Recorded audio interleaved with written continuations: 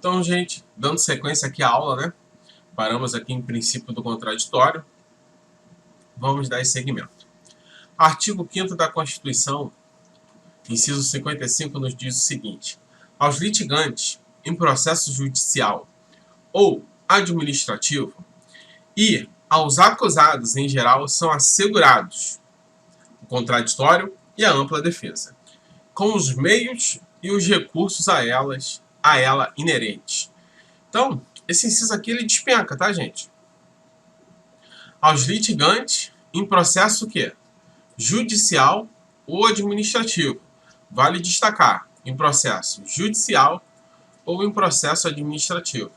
Aos acusados em geral são assegurados. São assegurados o quê? O contraditório e a ampla defesa. Então, olha só. Aos litigantes em processo judicial e administrativo. Aos acusados em geral são assegurados o contraditório e a ampla defesa. Tanto no processo judicial quanto no processo administrativo é assegurado o contraditório e a ampla defesa. E os acusados em geral também são assegurados o contraditório e a ampla defesa. Com o quê? Com os meios e os recursos a ela inerentes. Com os meios e os recursos a ela inerentes. Adota-se no sistema o quê? Acusatório, nosso sistema, a igualdade das partes ou paridade de armas. Uma das características, né, do sistema acusatório, nós vimos, né?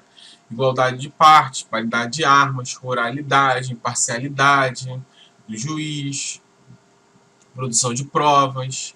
Então, o rito comum no CPP.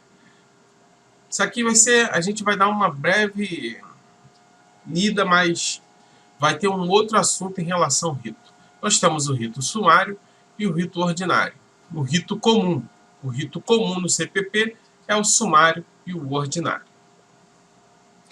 Temos a denúncia ou a queixa, que ela pode ser rejeitada ou recebida. Se ela for rejeitada, o juiz vai lá botar o motivo de acordo com o artigo 395. Se ela for recebida, dá a citação.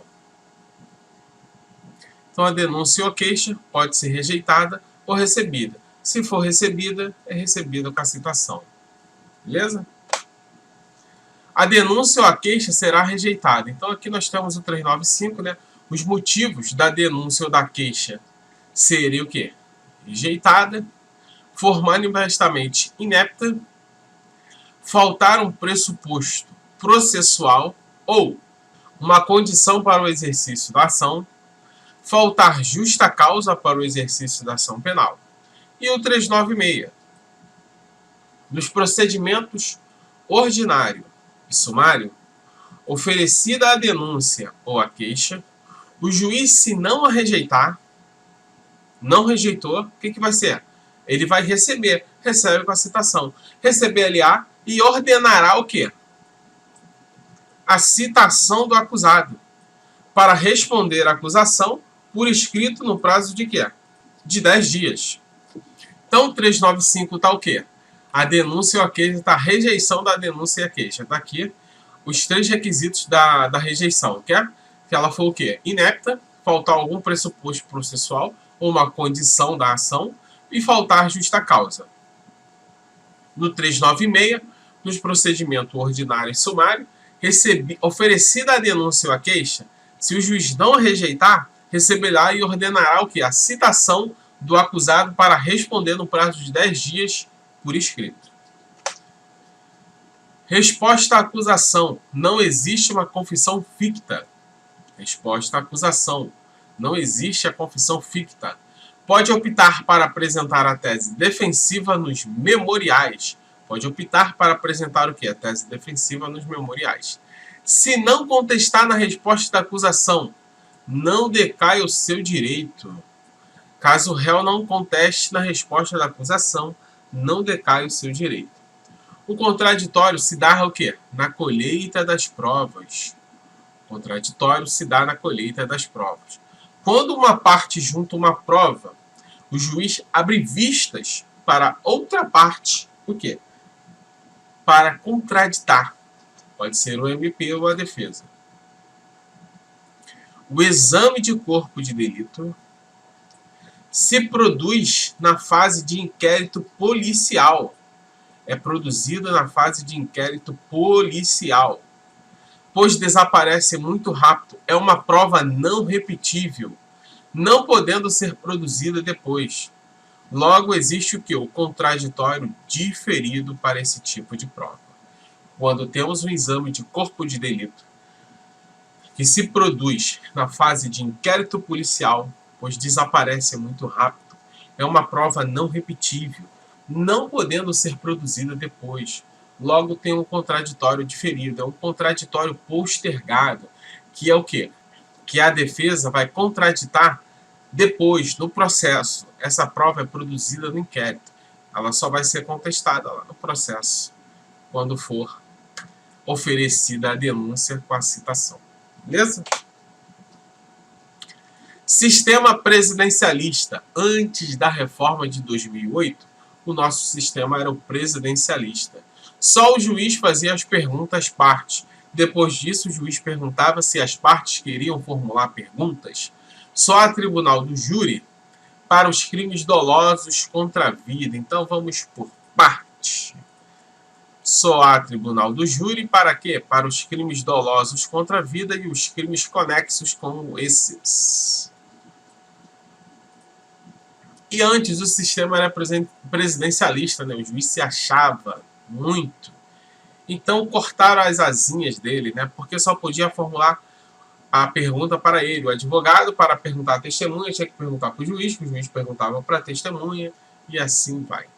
Hoje em dia, o advogado pergunta diretamente para a testemunha, sem passar pelo juiz. Ele não é Deus e nem deve achar que é. O examination no direito anglo-saxônico consiste na inquirição de uma testemunha sob o juramento de dizer a verdade e pode ocorrer sob 3 formas. Então, o examination no direito anglo-saxônico, direito americano, consiste na inquirição de uma testemunha sob o juramento de dizer a verdade e pode ocorrer de 3 formas. O direct examination, o cross examination e o re-examination. A inquirição é realizada de forma direta. A inquirição é realizada de forma direta em virtude do caráter adversarial, ou seja, papapapo, tete, e da competitividade existente do common law, privilegiando o combate individual entre as partes e seus advogados, razão pela qual os poderes do juiz são mais restritos. Então, de onde vem essa ideia de não perguntar para o juiz e sim diretamente para a parte? Vem daqui do examination, o direito anglo-saxônico, né? Direito americano. Consiste na inquirição de uma testemunha sob o juramento de dizer a verdade, em caso de perjúrio, né? E pode ocorrer sob 3 formas: o direct examination, o cross examination e o re-examination. A inquirição é realizada de forma direta para a testemunha ou para a parte, em virtude do caráter adversarial. Então, o nosso sistema é um sistema adversarial e da competitividade existente no common law, privilegiando que o combate individual entre as partes. Razão pela qual os poderes do juiz o que é cortada sozinha, sendo mais restrito. Então, de um lado, no sistema inquisitorial, derivado do direito romano, o juiz controla a produção de provas, né? Então o juiz se acha ali, né? No sistema inquisitório, derivado do direito romano, o juiz se acha o dono de tudo. Por outro lado, nós temos o quê? O sistema adversarial legal system.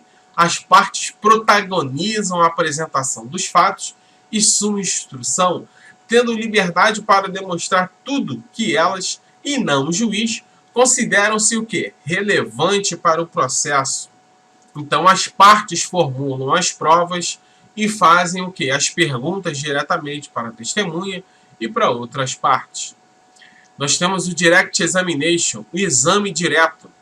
Exame direto, direct examination, também denominado examination in chief. É a oitiva de uma testemunha pela parte que arrolou. para prestar o seu depoimento é a oitiva de uma testemunha pela parte que arrolou, né? Para prestar o seu depoimento. Em regra, não se admite a pergunta de leading question, que são aquelas que induzem a testemunha à resposta pretendida pela parte. Por exemplo, não se pode perguntar se a testemunha estava em determinado lugar na noite dos fatos, mas assim, onde ela estava naquela data, para não sugerir a resposta do local. Os principais objetivos dos cross-examination é a obtenção de fatos favoráveis do depoimento da testemunha rolada pela parte contrária. Então, os principais objetivos do cross-examination é o quê? É a obtenção de fatos favoráveis no depoimento da testemunha arrolada pela parte contrária, ou a criação de dúvida a respeito de sua credibilidade, a fim de diminuir o valor das declarações para a resolução do litígio. Então, o nosso sistema é o cross-examination. No Brasil, a Lei 11.690 de 2008 alterou a redação do artigo 212 do CPP, passando a permitir que as partes e seus advogados realizem perguntas diretamente às testemunhas, sem a intervenção do juiz por meio das reperguntas. Então, de acordo com a Lei 11.690 de 2008, que alterou o artigo 212 do CPP, passando a permitir que as partes e seus advogados realizem perguntas diretamente para a testemunha, sem a intervenção do juiz, sem perguntar para o juiz perguntar para a testemunha. O 212 previa que as perguntas das partes serão requeridas ao juiz, que as formulará às testemunhas. Então, antes perguntava para o juiz, que o juiz perguntava para a testemunha. Acabou, cortou as asinhas do juiz. Com a mudança, passou a dispor que as perguntas serão formuladas pelas partes diretamente à testemunha, não admitindo o juiz aquelas que puderem induzir a resposta, não tiverem relação com a causa ou importarem na repetição de outra já respondida. Ah, Ulisses, então o juiz não pode mais responder, não pode mais fazer pergunta. Pode sim. Não é que o juiz não possa mais fazer pergunta, ele pode sim. O que acontece é que o advogado não precisa perguntar para o juiz não precisa perguntar para a testemunha ou para a parte contrária. Mas ele pode reformular a pergunta para o seu livre convencimento. Em virtude e da busca da verdade real. Em virtude dessa modificação no processo penal, já se defendia sua aplicação no processo civil, com base em uma interpretação sistemática do direito processual e dos direitos fundamentais relacionados aos processos previstos na Constituição, como o contraditório, ampla defesa e o devido processo legal.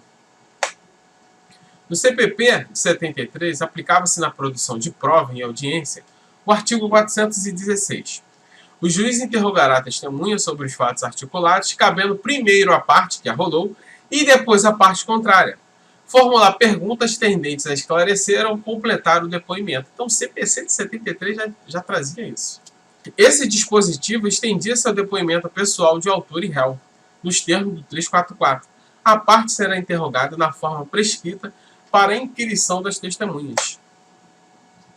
Com isso, incumbia exclusivamente ao juiz apresentar as perguntas às testemunhas, razão pela qual não se admitiu que a formulação de perguntas direta pelo advogado à testemunha. Por essa razão, as perguntas eram feitas pelo advogado da parte para o juiz, que a deferia ou não, e em caso positivo, reformulava a pergunta para a testemunha, em um modo indireto denominado de reperguntas. Isso, gente, no sistema presidencialista, que não é mais o nosso sistema. O nosso sistema adversarial cross-examination. Com a entrada em vigor do CPC de 2015, o seu artigo 459 modificou a forma de apresentação de perguntas em audiência para utilizar o mesmo método já adotado no CPP em 2008. As perguntas serão formuladas pelas partes diretamente à testemunha, começando pela que arrolou, não admitindo o juiz aquelas que puderem induzir a resposta, não tiverem relação com as questões de fato, objeto da atividade probatória ou importarem repetição de outra já respondida. Desse modo, os advogados realizam as perguntas diretamente para as testemunhas, sem as reperguntas, ou seja, não há mais a intermediação do juiz sobre as perguntas realizadas pelas partes. O julgador exerce uma função de controle, interferindo apenas para indeferir a indagação, quando constatar que é direcionada a uma resposta, lead question, for estranho aos fatos controversos, ou reiterar a questão já esclarecida ou respondida. Não se exclui a possibilidade de juiz realizar perguntas às partes, olha aí, e às testemunhas. Então não exclui, né? O 212 não excluiu o juiz de formular perguntas às partes ou à testemunha, antes ou depois das perguntas realizadas pelos advogados da parte, no 459, parágrafo 1º do CPC. Porém, a regra legal prevê que os advogados das partes poderão indagá-las diretamente e não mais por intermédio do juiz. Essa forma de arguição nas audiências, com a pergunta direta às partes e às testemunhas, agiliza o ato, concretiza plenamente o princípio do contraditório. Então corrobora mais ainda o princípio do contraditório, o que é o advogado perguntando à testemunha ou à parte. E muitas vezes auxilia na busca da veracidade das afirmações das partes e das testemunhas. É assim, né? Lá no direito americano, é assim que se formula.